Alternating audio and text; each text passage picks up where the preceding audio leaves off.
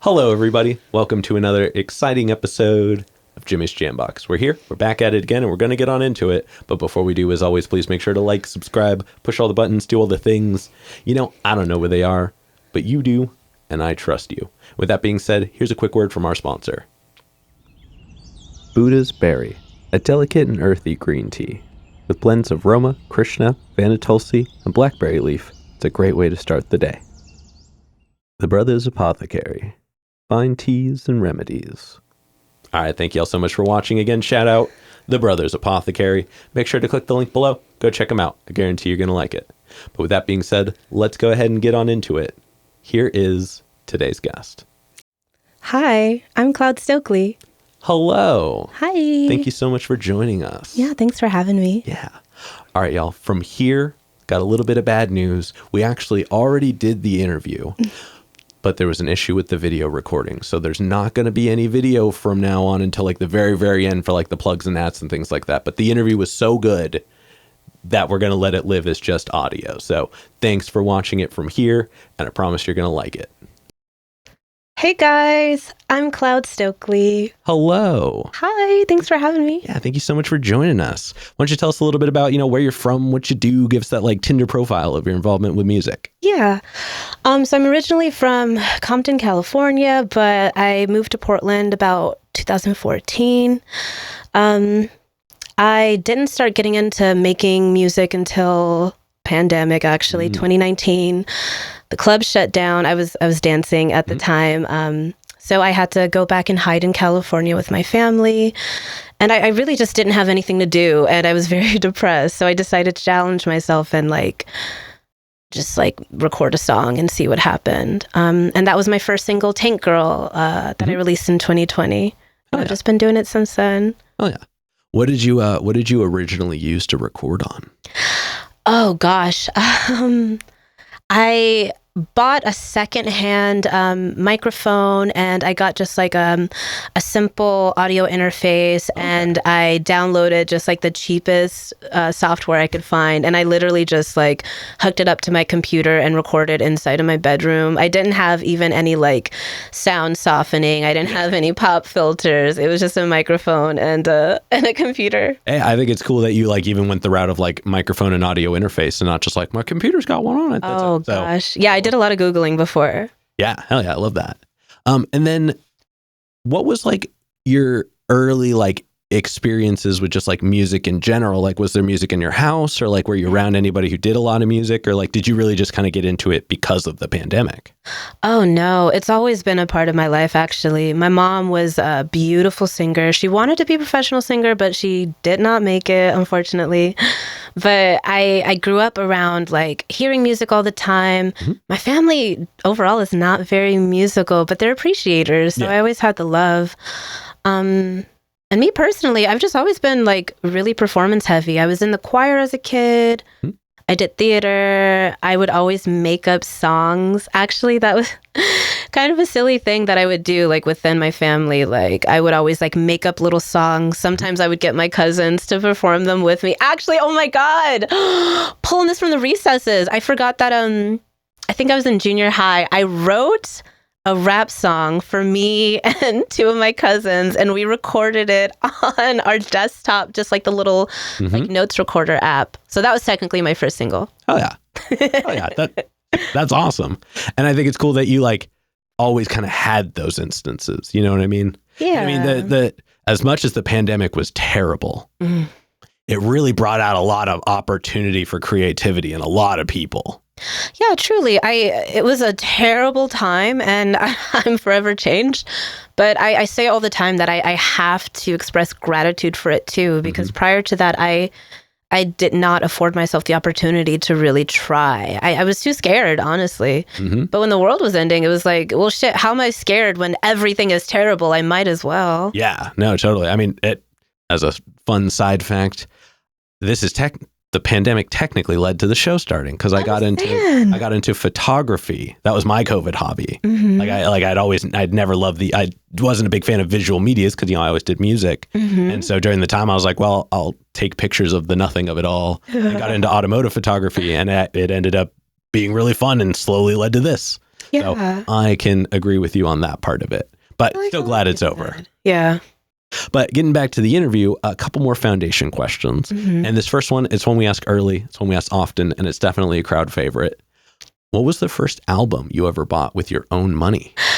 Okay. I was thinking about this, and I know it's between two. It's either Hypnotized by System of a Down, which is still one of my favorite albums. Phenomenal album. It was either that or, or the Beyonce album. Oh, I forget the name of it actually, but it's the one where she's like wearing like lace and she's like swaying in the wind. She's put out a couple albums. It's easy to forget the name of one. I think that was one of her first. It was I think it was her debut album as a solo artist. Shoot, I thought I had it. Never mind. Okay, it was either Beyonce or System. If you remember at any point in the interview, just feel free to blurt it out. Okay. Dangerously in Love. There it is. Hell yeah. Hell yeah. I mean, either one of those are phenomenal first albums. Yeah, truly. I still remember I don't have it anymore, but the System of a Down album was so gorgeous. It was still in the era where bands were putting a lot of time and money into the physical albums. So it had like this gorgeous painting across the book, and it had like the insert with the lyrics. I miss that so much. The lyrics in particular were just that was something special, especially because that was definitely translated over from like the realm of records. But we still, even though the font was this big, we still ate it up. And that was get my little 100%. I would just sit there with it like at my face and be like, yes, yep, we're line by line. And that was part of the experience, especially for like System was one of my favorite bands. And it was a whole thing for me to like listen to the album on repeat and follow along with the lyrics, like take in every bit of it. And I do miss that. It's a shame that digital music doesn't really allow for that experience. Yeah, or at least I wish the artists would put the lyrics on like their website. Yeah, because like, the websites that do it, they often get it wrong. Yeah. And even if they don't get it right, it's like, that's clicks you could be given to your own site. Yeah, that's what I mean? That increases your SEO and things like that. So it doesn't hurt you to put them on your website, and it makes sure that everybody can sing along. And know what you're saying, especially like I do rap. So I feel like for the most part, what I'm saying is clear, but sometimes, words are going to overlap and people are not going to get the full meaning. No, totally. And even if there's even if there's meanings within it, like sometimes those like double entendres or those like layered meanings, you get it when you see it written. Yeah. Like even if it still reads exactly the same way you said it, just something about seeing it written, you're like, ah. Oh my gosh. May I give an example? Yeah, please do. It's not my work, but Childish Gambino, one of my favorite songs, he has a line that's my dick is like an accent mark. It's all about the over-ease. And that line I didn't fully get until I read it, like ovaries, and you have to have that brain blast moment. It's necessary. No, totally. I'm also going to use Gambino as an example. Yeah. It's a super tiny line. And I forget even what comes before or after it. But he says, blue blood like I'm both gangs. Yes. And I was like, and he says it so fast. Yeah, and it's like it's a tag on the main, like, and you're like, so good. Damn. And then it's also because it's also like referencing the previous line about being like old and rich. God damn, that man's good with his wordplay. Yeah. I mean, Childish Gambino, if you ever want to be on the show, if you ever want to be in my DMs, wait a minute, I think he's married. Never mind, I didn't say that. Keep it in though. All right, but getting back to the interview yet again, what was the first live show you ever went to? That was like one you wanted to go to.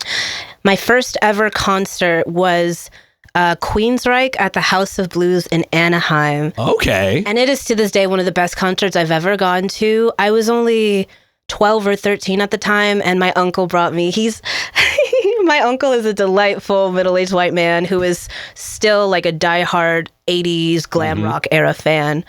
So I was like one of the youngest people there amongst a sea of old people, and it was just so magical. I think it was also one of the last shows that they performed with the original lineup. So I got to hear, I always forget his name, but the main singer, his vocals are truly unmatched. It's like from a bygone era of like operatic rock star. So that was my favorite by far. And I'm lucky that was my first concert too. Oh yeah, that's phenomenal experience for sure. Oh, cool. And you know, as much as the boomer era of it all is a thing, there's something to be said about seeing like aged people like enjoying a musical experience together because man, they lean into it.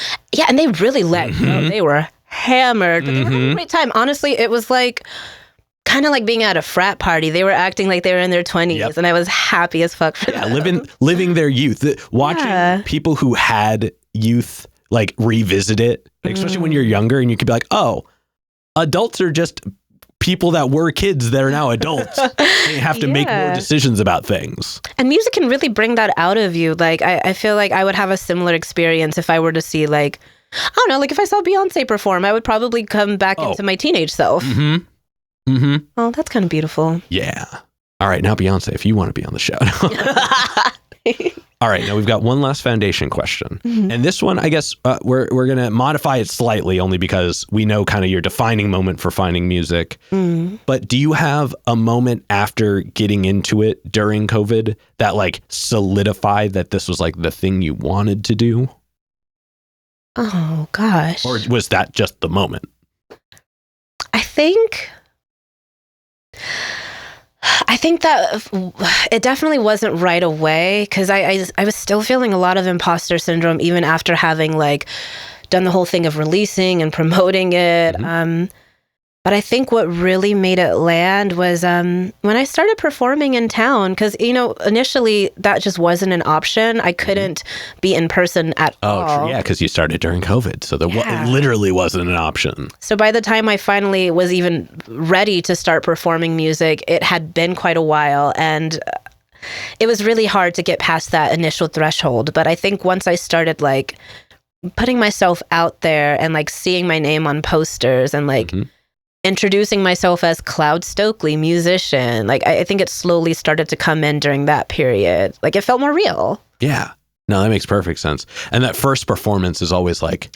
Oh, it was so scary. And I did not do a good... Well, I did a good job. I won't say that. But in hindsight, I definitely made a lot of mistakes that I needed to make that I'm happy I got out of the way with a smaller audience. No, totally. And I think that in the early stages of your career... in music, at least your musical experience, is when everybody should try everything. Yeah. Because yes, you're going to have a smaller audience and it's only going to be people that actually know you as a person, but they're going to be the ones that are still going to know you and respect you and treat you the same afterwards. Yeah. Like your big fans, like when you're big and you're famous and a million people are watching you, a decision will have an effect that can affect it, you know, in a direction that may not be the direction you want to go. But early on, trying everything is important.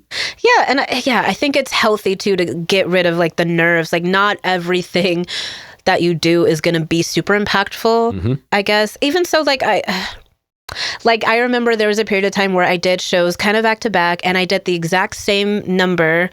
The first time it landed so well, exactly how I envisioned. I was very proud of it. The next time I actually had a bigger audience and it did not go well at all. Just everything was off that night. The sound was not working in my favor. But I had somebody who was in the audience for both shows. And like, I had that experience of being like really embarrassed and frustrated because I know that that's not like what I can do. But I also like had the experience of having somebody validate that, which I think was helpful. Yeah. Like it's not, every performance is not a big deal, but it feels that way in the moment. I think every performance is a big deal to the performer. Yeah. But I've also experienced like, you know, I've gone to shows and other people have gone to the same shows and we've all come back together and had completely different reviews about the exact same show. Yeah. Because while you show up to do a performance, everybody that shows up to perceive it is in a different space. Yeah. And, like some of them may be having a bad day and didn't even want to be there to begin with, got drugged along. Some people were super excited about it because they got to see whoever they wanted to see. And I think those emotions are going to play into the experience on their end, regardless of anything you do or don't do. Yeah, totally. And I think that even when you're not interacting with people directly, like energy can just be really felt and absorbed. And I take that for granted sometimes, especially as a performer. Like everybody is fixating on you. Mm-hmm. And while you might not feel that in the moment, like it takes a toll on you. Like when I leave from a show, I actually feel really depleted and I don't want to talk to anybody. No, 100%. I'm always in the, like, when I get home from a show, I have to like go sit down. Like I have to like sit somewhere and just kind of just like let all that adrenaline that like lived in like parts of my body just like settle back into the deep a little bit and just like reflect. Like I remember my first bad show. I won't tell the story on here, but like it ended like it's same thing though. Everybody was like, oh, it was this and that. I was like, oh no, but it wasn't on my end. And then I was like, oh, my end doesn't exactly matter as long as I'm giving 100% at that moment. Yeah. That's so interesting too, especially like working both like in live settings and with video, because when you're doing your video production, you have so much more control over the way that it's received. Versus in live settings, like you have none. No, totally. And, even like the difference between like a live performance and being on camera is so strange because there's different. Yeah, like there's nobody else, like at least, not in this particular setting. Right. And so it's just like, it's one of those things where it's like, even though there are going to be a bunch of people watching later, nobody's watching right now. And so you don't feel the eyes. Interestingly, I agree, but I also disagree. I feel like I can feel the eyes sort of in the moment. Like I do a lot of TikTok videos. Oh, gotcha. And I notice that the way that I communicate on camera is just inherently different from the way that I am on a live microphone, no matter how much I try to like. No, totally. Like I don't necessarily feel bad. It's just like I am definitely hyper aware of the fact that people are watching, even though it's not happening right this second. Yeah. Well, even by the time any one video that we work on comes out, we've watched it so many times. Right. Going through the editing process and make sure the timing is all right and like the sound is good and this and that. Whereas everybody else will watch it the amount of times they choose, but it will never be probably the amount of times that we've watched it by the time it comes out. You're right. So they're only ever going to fixate on the totality of the video. They're looking at it from here, not here with a microscope to see like, did everything turn out? Yeah. Damn, that's healthy for me to remember. Oh, believe me, I do it on the daily. Oh my God. Yeah, dude. But that's enough about me. Let's go ahead and let's talk about you in the current day. Mm-hmm. And we're going to get the super easy one out of the way. How'd you pick your name? Oh my gosh. Yeah. I've actually been going by Cloud for my whole adult life now. I grew up Catholic, unfortunately. Mm-hmm. And there's a practice in Catholicism called confirmation. Mm-hmm. It's basically a second baptism, but a more informed one. And the idea is you are introducing yourself as an adult in the church. So you take on a persona. Mm-hmm. And I was not really about Catholicism anymore, but I had to do the thing. So I got really invested in the research of it. And I came across Saint Cloud. Well, his real name was like Clodoald, but it's French and hard to pronounce. Mm-hmm. So I kept the anglicized version. And I liked his story because his whole thing was like he grew up amongst French nobility, and he had all the wealth, all the promises that he could have hoped for, but he was so devoted to his faith, but more particularly to his search for knowledge, that he holed up in a cave and like left all his riches behind so that he could just like read all day. And at the time, I just thought, damn, that's the life that I want. I want to be a hermit in search of knowledge and self-expression. So I've just been going by Cloud ever since. Hell yeah. I mean, hey, I think that's a cool way to get to that. And also, it's a cool name. Thank you. I really like it. Yeah. Now, is Stokely your actual last name? Oh, gosh, no. Stokely is my fictional last name. I took that on later after I started recording music because I don't know. I just didn't. Cloud is probably already taken by a handful of people. I had a feeling it wouldn't be long before it happened. And you know what? There's a couple of Clouds in Portland now, so I'm not the only Cloud locally anymore. But I wanted, I guess, I like the idea of having like a full name, but more so I wanted to be more specific with my intention. So I decided to take on somebody else's name. So Stokely Carmichael, who ended his life with the name Kwame Ture, he's somebody that I've always kind of looked up to within like Black radical theory. And I like the idea of taking on part of his name because he set it down. I also have a dead name that I don't want to be called anymore. So I thought it would be nice to take on somebody else's, and also to remind myself along the journey, I guess, to be rooted not only in like like being a cloud, like being light and airy and soft. Those are important to me, but it's also important to me to be like radical minded and like frankly about Black liberation above all else. So a little bit of soft and a little bit of hard. Oh yeah, I love that. That's first of all, I appreciate that you chose to give yourself a last name for your musical name. I guess because it feels not assertive's not the right word, but it feels like this is me. I am Cloud Stokely. Yeah, and like it feels more comfortable because like I feel like when you're talking to Cher. Oh yeah, Cher, like the one word names. There's like, something about that. There is something commanding in a performance realm, but I would feel so uncomfortable like referring to somebody by a one word name. Yeah, when I'm like. Like in a like a person, like when you would introduce somebody by a full name, kind of right? thing. Because it's also kind of like, I don't know. I also come from a background where, like you're meant to be respectful of people when you're not very familiar with them. So to go by a first name basis off the bat is also kind of, I don't know, my Southern sensibilities, I guess. But I think I also have always been drawn to like a particular type of artist that generally chooses to have a first and last name be part of their persona, like Kendrick Lamar. One of my favorites from my fucking hometown, and I appreciate that his name is like a mouthful, like, and it's also like indicative of who he is as a whole person, instead of like a Rihanna, a Beyonce. We kind of like look at them more as like their superstar persona more often than not. Yeah, a one word name almost like associates with like icon. Yeah, which is nice, entity. But yeah, I like the idea of being a more like complex, well-rounded person instead of like a theme. Yeah, I think actually that nails it perfectly. It makes them more, it gives them more of a personality and like less of just a persona. Yeah. Oh yeah. All right, now let's go ahead and let's talk about your writing process. Yeah. And we're going to break it up into chunks, but we're going to start right at the beginning. Okay. When you get inspired, so we'll check that box off the list. When you are ready to make music, what are some of the things you do to get a song started? Okay, it kind of varies. For the most part, I am constantly writing. I have like a bunch of scraps of paper, notebooks lying around with like somewhat linked ideas that I have over the course of like maybe a few months. And then once I feel ready to proceed with like a specific song, then I usually what I'll do is I'll sit down, I'll like set the mood. Like I like to do some incense and maybe like I actually like to listen to music while I'm writing, which is weird, but I like to just get it really low. Yeah. Something about it gets the juices flowing. And I do just like a free write for a few minutes. But usually what like brings it all together is I'll go back and read a lot of the stuff that I've been writing over the last like several months. And that's usually when I find the key elements for a song.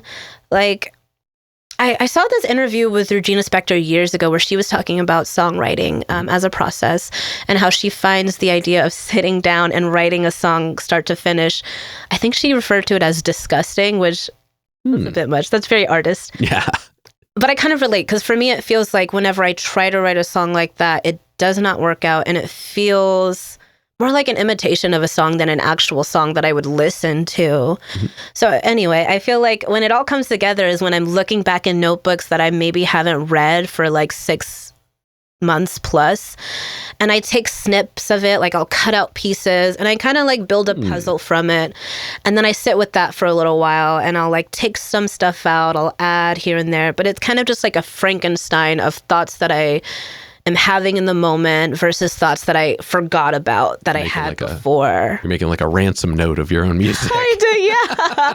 I don't know what it is, but like when I try to write something down in one go, it doesn't hit the same. Not everybody moves linearly. I think that's, that's an important thing to distinguish. But also, I think it's cool that you're taking these like small moments that are genuine moments. Like you were like, this was a moment of inspiration and you captured it. And then you're able to just bring it back later. I also think it's really interesting that you would cut them up and rearrange them in that way instead of just like scripting them down, like transcribing them over. And that like that, like that feels like that has like a bit of command over permanence, which is really interesting. I actually like really like that concept. Oh, actually, yeah, I like that because I don't really think about it in that way as I'm doing it. But yeah, it even like I'll go back into notebooks that I've been using for like the past year, and I'll see bits that have been cut out or crossed out. And it's kind of like a way to let me know, like, I have taken from this section, this is what's left. And I like that, I think, because like I can kind of get a sense of where I was when I wrote that particular little tidbit. And I don't know, I think it's nice being able to like lace little bits of myself from different time periods across like different projects. Well, that, and even if you take like 3 separate instances from one thing that you wrote down, now all 3 of the songs that you use them in share a similar instance. Yeah. So there's like a hidden unity in your music that's not just a theme. I really love that too as a listener. Like I especially when it's not on the same project, when you can kind of tell like, oh, you were actively writing your own music because I can see the link from like these thoughts that you've been having. It's so much fun. Hell yeah. And then once you get a song finished, how long does it take you to feel comfortable performing it? Oh gosh. Usually quite a while. Actually, the last show that I did, I performed a song that I've had out for a couple years now, but I've never performed live. And it was really scary for me. And I think I tend to fall into the habit of performing the same songs over and over again because honestly, I think I have an idea of what people want to hear. But what I learned from this last experience is that's not necessarily true. So yeah, it definitely takes me a while to be comfortable enough to perform a song live, but I think I would like to start implementing them in my sets much earlier. Because especially with rap music, I feel like people have this idea that we just spit that shit and then we remember it forever. Like, no, I have to listen to my own music because I will forget shit. Like, there's so many words in one song. Yeah. And it's very nerve-wracking to perform rap music live, period. But also the idea of like forgetting a line because I haven't performed this song enough, so scary. Yeah. But that's probably evidence that I should do it more. You know, I'm gonna let you in on a big secret. Everybody forgets lines. God, and it's like, how could you not? I've used this example in other episodes, but it's the perfect example. So you're familiar with the small band named Metallica? I think I've heard of them. Yeah. They're from like the Bay Area or something like that. You might have seen one or two. Yeah. They have this like compilation tour album called the Binge and Purge Tour, and they're performing in Mexico in front of like I don't know, 1 million people. It looks like 1 million people. It's a sea of people, and they're performing "Ride the Lightning," an iconic track, big deal song for them. You know, the title album track. Yeah. And in the middle of it, while James Hetfield is playing, he's going and he's just like, oh, I forgot the fucking words. But he did it on cadence, he did it on beat, and then he picked up where the song left off after that. And everybody loved it. Yeah. Not like loved it, but nobody was like, oh, he forgot. Let's go home, guys. We paid big money for these tickets and he forgot a line. Like, that makes me really happy, actually. And this is recorded. There was a big production. So like, this is one of those moments where like, if you miss it, there's no redoing it. You forgot the words and that's on camera. Right. And everybody ate it. Everybody just loved it. And even I enjoyed it because I got to see this like legendary human being forget a line to a song that they've been singing for tens of years by this point. Like, yeah. So forgetting a line is going to happen. It makes you human. It's part of the process. And the thing people look for when that happens is not the fact that you did it. It's what you do immediately after. How do you recover? Yeah, dude. Yeah. And I think just really the best thing I found, because, you know, like when I was playing live, it's just smile about it. Just like if you look like you're going to laugh it off, everybody immediately laughs it off.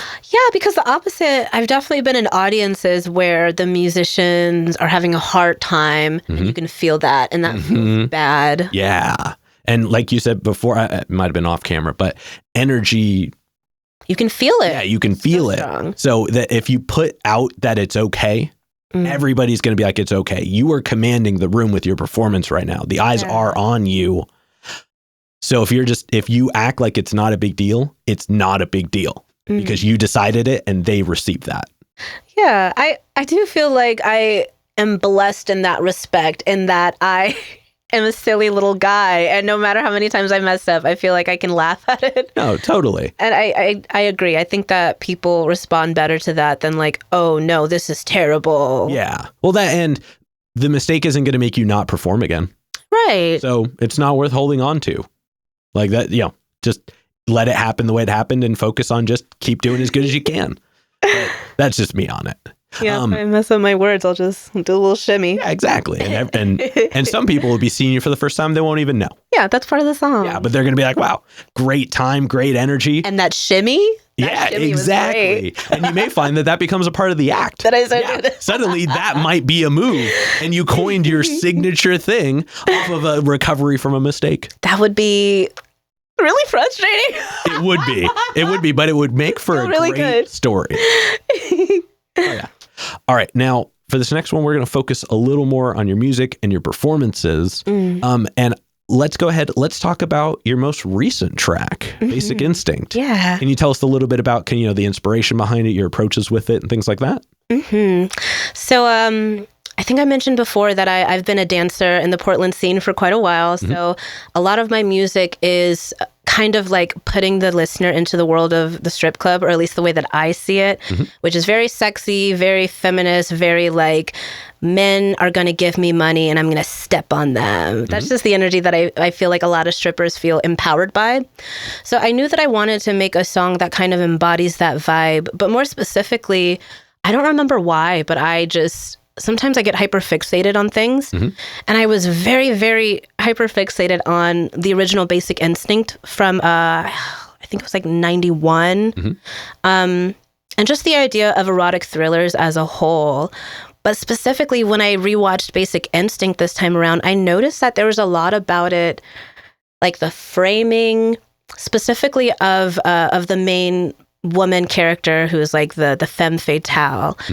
And so many of the choices made, I was like, I love this movie, I love this character, but I feel like the film doesn't really understand what it's doing. Like, it seemed like it was telling a story of like this strong female character who manipulates men and like puts them into her art, and it's cool and it's sexy, but the film was stuck on the idea of the man being in control, and I felt like that's what made it hit differently for me.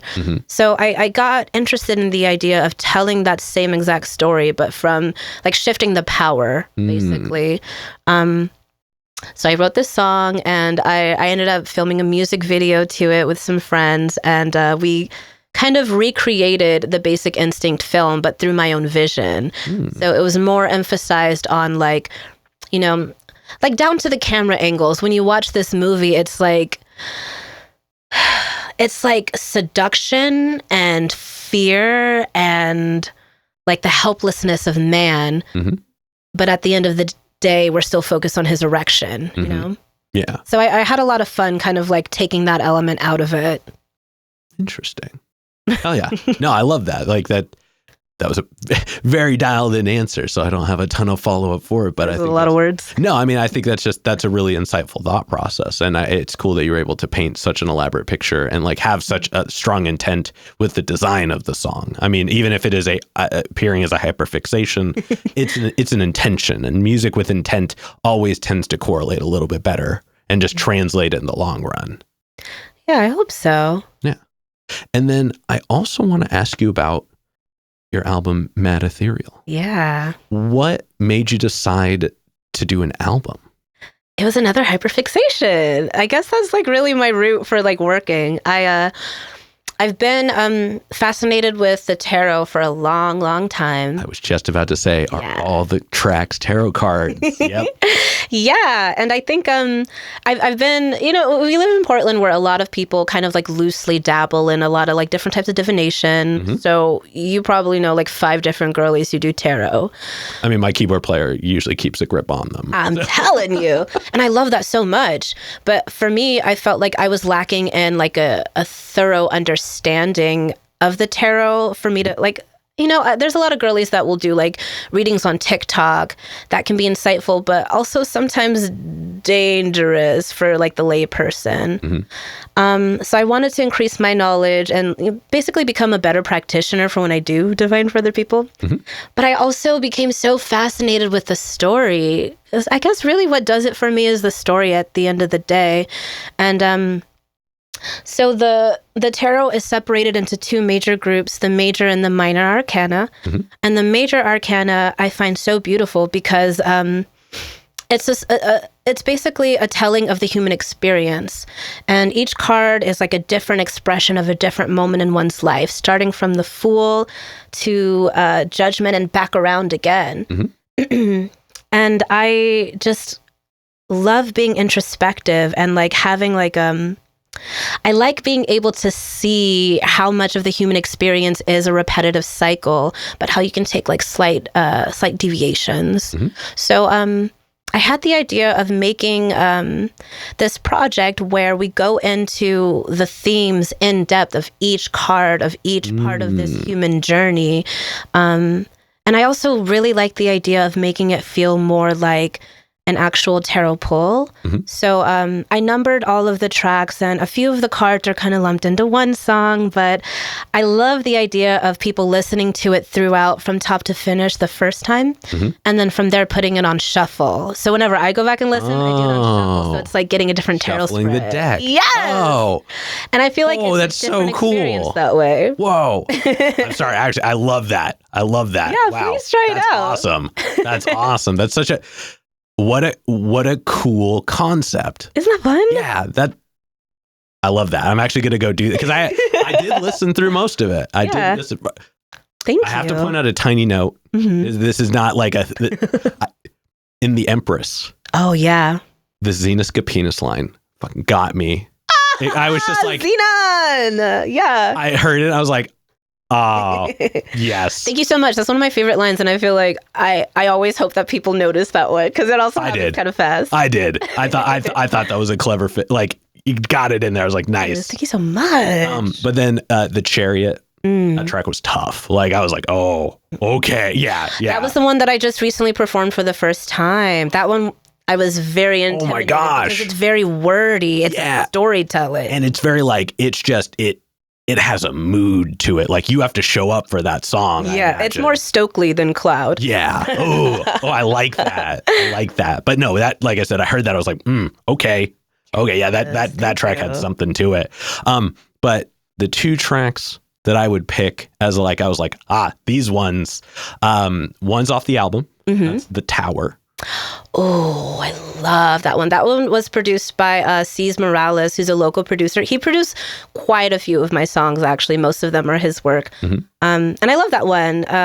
So basically for this project, for Mad Ethereal, because I had this idea of it being like shuffling the deck, when I was messaging with C's, because I knew that I wanted him to produce like as many as he was interested in, I told him like, this is the idea, these are the song names, and what I want is for them all to sound radically fucking different. And they do. And The Tower was my favorite. When I pressed play, I was like, what is this? This sounds like nothing I've ever put out before. I have to. Yeah, and it had like a really defining quality to it, and it really stood out. So I'm glad that it was one of your favorites because I really enjoyed it. But then another one, just because this was, I went a little bit deep. I think I listened to almost everything. Thank you. But Gummy Bear. Such a fun track. I love that one so much. Also produced by C's. Yeah. That was, I believe that was the second song I ever put out. So I was really starting to feel myself. I was starting to kind of like find my voice a little bit more. And I love that one so much because it sounds like summertime. Like it sounds like I'm back in California on the beach, riding up PCH, drinking a slushie. Yeah, it definitely had like, it had this like feeling to it for sure. So I wanted to make sure we called that one out. Yes, thank you. Now that we've gone through a list of your songs and your music and such, which song is your favorite song to perform? Gosh. That kind of varies. There's a few that I like to perform the most. I think the one I want to say is the High Priestess. Okay. It's got more of a mellow vibe, so it's definitely like a crowd, like vibe shift song. Mm-hmm. I usually like to have it like towards the end of my set. And I like that song because one, it has like a really, really dope Outkast sample. And I love just like repping my inspiration. Mm-hmm. So I like to let people know I'm an Outkast fan. But I also like that it feels very like both dancey and meditative. So whenever I play that one, I feel like the crowd responds in a way that is like pensive and soft. And I love making people feel that way. Like I want you to have like a small meditative moment before you go back out. Hell yeah. I love that. And then for this next one, I want you to look at your music a little more objectively, and I want you to look at more of your current stuff. So you can even use stuff that you're like working on at the moment. Okay. But what are some of the characteristics, the attributes of your current sound that you enjoy? Definitely, I'm not afraid to lean into the cutesy girly pop vibe. I like hyper femininity, but the type of hyper femininity that is anti-patriarchal. So I talk a lot of shit about men, but I also talk a lot of shit about fucking men. So I would say it's very queer. It's very feminine and very silly. I feel kind of like a cartoon character brought to life in my music. Hell yeah. I love that. And I mean, music should be fun anyway. Yeah. You know what I mean? Like, as long as it's something that, like, when you're done, you're at least smiling on the inside. Because, some of them need to be not smiling on the outside for the facade to work. But as long as at the end you're smiling on the inside, you did it right. Yeah, and I can definitely tell the difference. Like, when I was trying to be a little bit more serious, like, I feel like I wanted to be a conscious rapper for a second. And it did not make me smile on the inside. Yeah, no, it's a lot of work. Yeah. It's a lot of work. It doesn't hit the same. I like to, that's not to say that I don't talk about serious subject matter because I always do, but I have to have levity about it because that's the way that I approach shit. Exactly. Well, and I don't think being a conscious rapper is only talking about like specifically deep, heavy topics. It's presentation of words. Like it's how you choose to like economize your words. Yeah. Like conscious rappers have that like spoken word with melody almost. Like it has that accent to it. Whereas no shade. Like I like a little bit of conscious rap too, but it doesn't hit coming from me. Well, what's cool too is that I think that you still embody that a little bit in your music because you are very articulate is the word I want to use. Like there's definition in the words you use and how you choose to present them. You're not over here just like making up in the middle of everything. You know what I mean? So I think you embody what you wanted from conscious rapping, but I think, like you said, the focus being on your wanting to add some levity to it, wanting to add some charisma and fun and light into it because that's how you approach things. That shines through thoroughly, both in your presentation and in the music. Like the music that supports it, like the actual beats themselves, there's a lot of diversity. There is, like you nailed it with your attempt on the album. They all feel very different, and it's noticeable. And that's, like, I appreciate that just as a design. It's not fun when you're like 2/3 of the way through the album before you realize there's been a different song.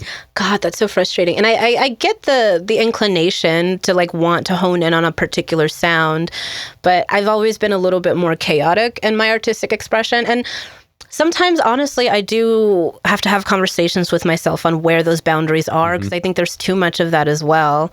But I like being the type of artist who like tries to keep it varied. No, totally. And I think, if you go too radical with any decision on sound change, you won't retain enough of any audience. Right. And it just takes a lot longer to build. But no, I think that having a variety, especially because that means people can listen to different songs of yours on different days and different moods and different places. Like they might be like, oh, I want to show you this song, but I can't because it's only always angry music. It's always scary. And I have to show you in this setting or that setting for it to work. But if you have a song that works for any situation, then you can show up in more situations and that's more opportunity for your music to exist. And that I think that makes perfect sense. Yeah.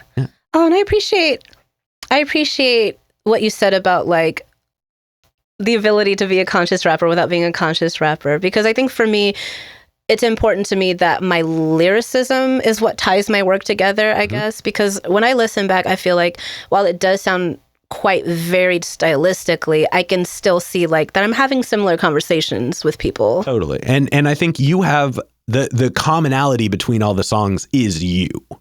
And I think just, based off conversation off camera and on camera, you are very conscious of your words. Like you are a person who speaks with mind. So you are always you are in sense conscious rapping just your words in general by being attentive to your choices. So that I think is the part that translates well in your music to kind of as like an homage to that concept, is that all your words feel intentional. Everything that you do feels like it comes from a place of thought, not just like, this will be the coolest next line. And that even runs all the way back to how you structure your sound, like how you structure your words by taking them from these moments of consciousness and putting them together. So no, I very much think that while you are not a conscious rapper, you are very conscious while you are rapping. Thank you. I like that. Yeah. All right. Now, to wrap up this middle portion, we've talked a lot about your experiences with music, the actions, the reactions, the like feelings towards it and such. But when it's just you and the music one-on-one, what does it give back to you? Just like this physical sensation. Like, I call it by so many different names, but there's this thing that we all experience when we're doing something that we're skilled at, that we enjoy, that I think we're meant to be doing, like that in the pocket feeling. And I don't always get that when I'm like listening to or performing music, but when I do, it's like proof of alignment, and it feels just like so electrifying in a way that's kind of hard to express. But I love that feeling. Like, even beyond music, I find that I'm most comfortable and able to be who I think I am when I'm performing in some way.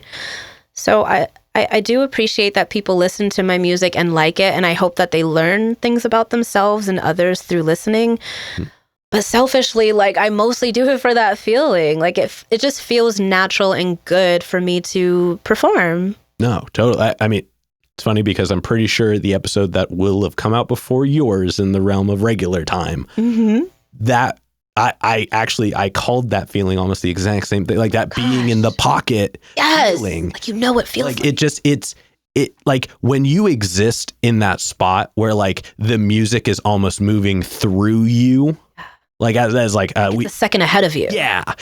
Like you're always catching up to what the music was already doing and just making it happen. It feels like magic. Really, in a way, it's like you're pulling this incredible something out of a visceral nothing. Like you just made this experience, and it can happen every time somebody hears it. Yeah. And so that's, that like in a way, it's the gift that keeps on giving. And it is magic. And I also love that it does happen in so many different ways. Like, it doesn't always happen this way, but when I'm in the studio and I record a sound exactly how I want it to, and I hear it back and I feel it every time, love that. Yep. Most of the time it doesn't happen that way. No, but when it does, it makes it so much. You have to do the little touchdown dance because you're like, oh, did it. Yeah. No, that is, and those moments are so special when they happen.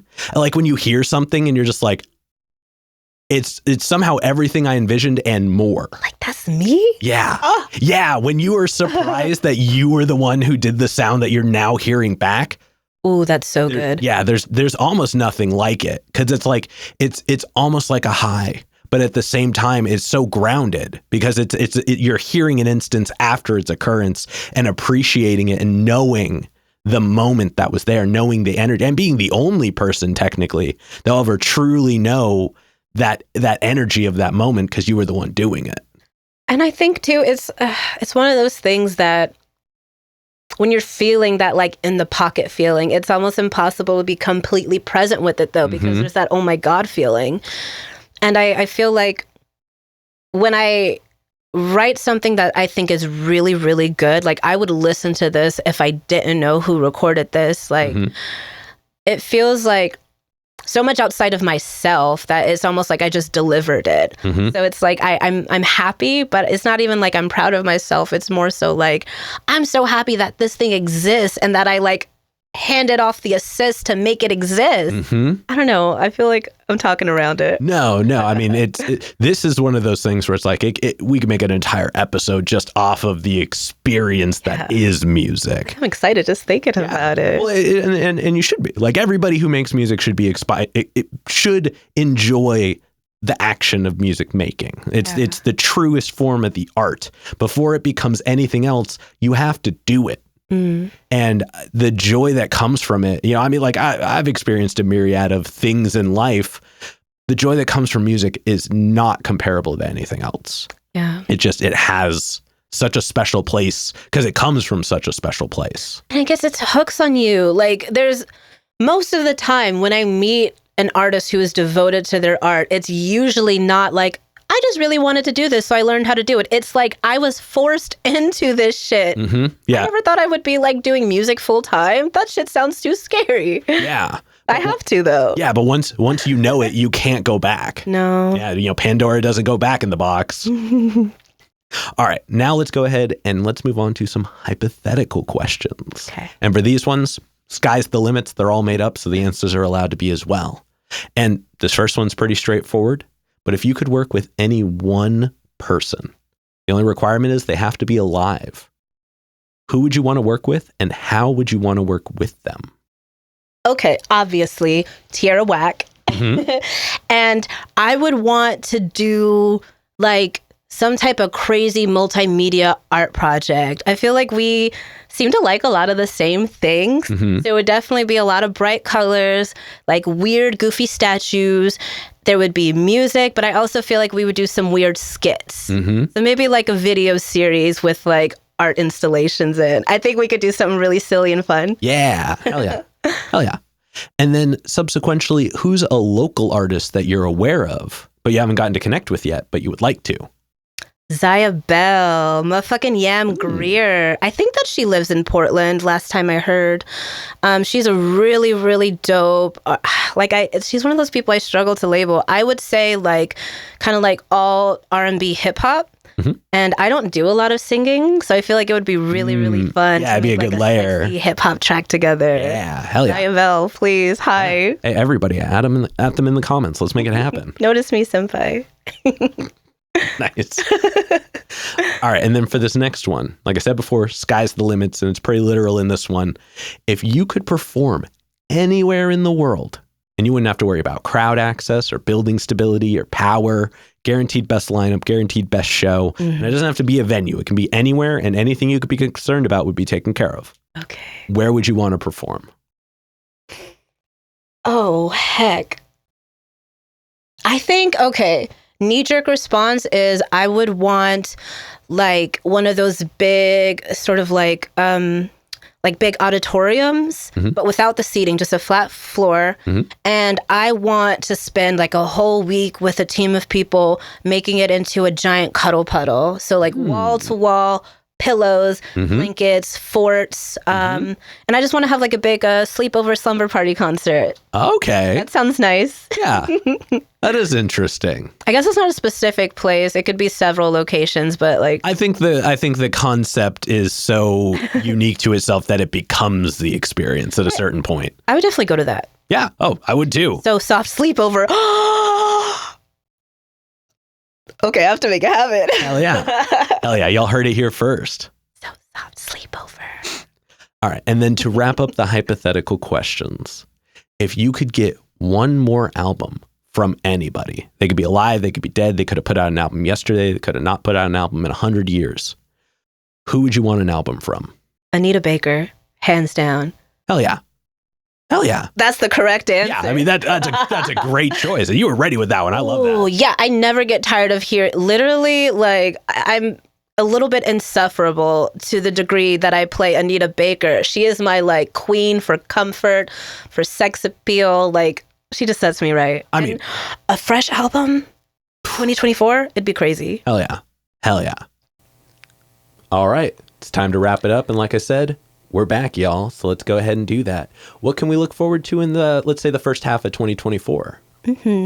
So top of the year, I'm really excited to be debuting 2 new films from my art collective, Tribad. If you're in the Portland area, we've got We Are Everywhere, a documentary about Portland-based sex workers. It's premiering March 5th at the Clinton Street Theater. And that same week, March 8th, we're premiering Waiting for the Kick, a horror rock opera musical. And that's going to be at the Mission Theater. So please come check them out. And for my own work, I've got some music coming out later this year. I'm working on a project called Canaries. It's a duo project I'm working on with the Lima of the Sex Spots. So it'll be a little bit more of a focused strip club immersive audio experience. Yeah. And stay tuned because I've got some shows coming up soon too. Well, that's exciting. Definitely looking forward to that. Yay. And then for this next one, go ahead and look straight at the camera. Tell everybody how they can find you. Thanks again, guys. I'm Cloud Stokely. You can follow me on Instagram and TikTok at CloudSoSoft. And if you want to keep up with my side project stuff, try Bad on Instagram. TRI.BADE. Thank you. Hell yeah. And then any other plugs, any other shout outs, anybody else you'd like to put on while you're on here? Yeah, check out Alima Considine, again, of the Sex Spots.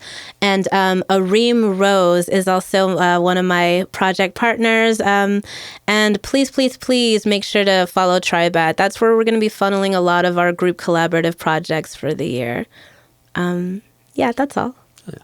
All right, now we've got one last question to go. But before we do, I'm going to steal the camera for just a second. Okay.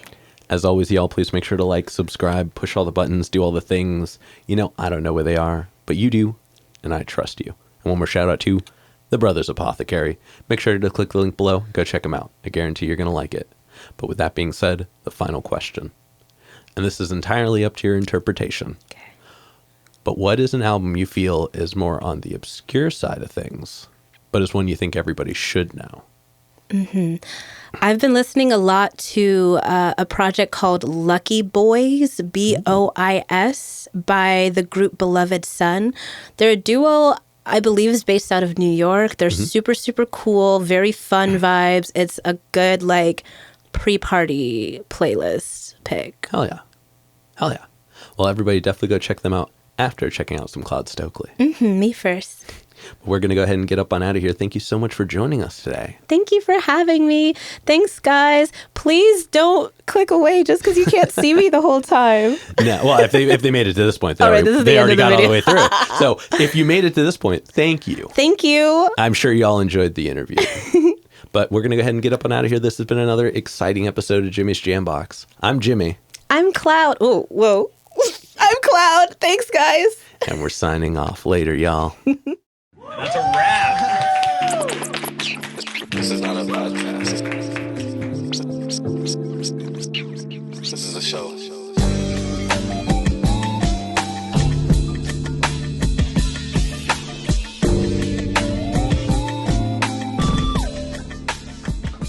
Keep jamming.